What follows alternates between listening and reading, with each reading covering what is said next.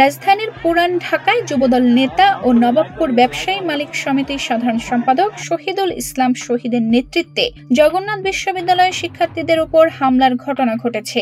এ ঘটনায় ৫ শিক্ষার্থী আহত হয়ে ঢাকা ন্যাশনাল মেডিকেল ও স্যার সলিমুল্লাহ মেডিকেল কলেজ হাসপাতালে চিকিৎসা নিচ্ছেন। ৩ মার্চ সোমবার রাত 11:30টার দিকে রাজধানীর ধোলাইখাল এলাকায় কথা কাটাকাটির জের ধরে এই ঘটনা ঘটে।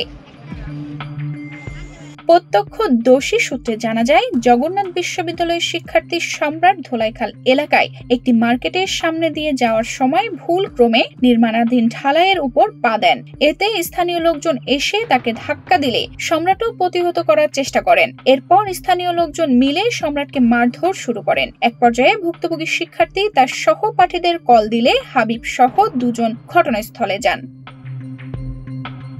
এরপর স্থানীয় লোকজন হাবিব সহ জগন্নাথ বিশ্ববিদ্যালয়ের 2 শিক্ষার্থীকে মারধর করে আটক করে রাখেন। পরবর্তীতে খবর পেয়ে আশেপাশে থাকা বিশ্ববিদ্যালয়ের কয়েকজন শিক্ষার্থী ঘটনাস্থলে গেলে তাদের উপরও হামলা চালানো হয়।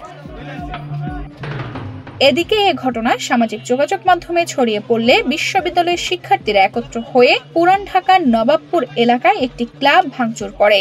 রাত 1টার দিকে ওয়ারী থানার পুলিশ ঘটনাস্থলে আসে। এই প্রতিবেদন লেখা পর্যন্ত রাত 2:30টা জাবি শিক্ষার্থীদের উপর হামলার ঘটনায় যুবদল নেতার বাড়ি ঘিরে রেখেছে র্যাব, পুলিশ ও বিক্ষুব্ধ শিক্ষার্থীরা। তানজিদা রহমান, ইনায়া, বাংলাদেশ প্রতিদিন।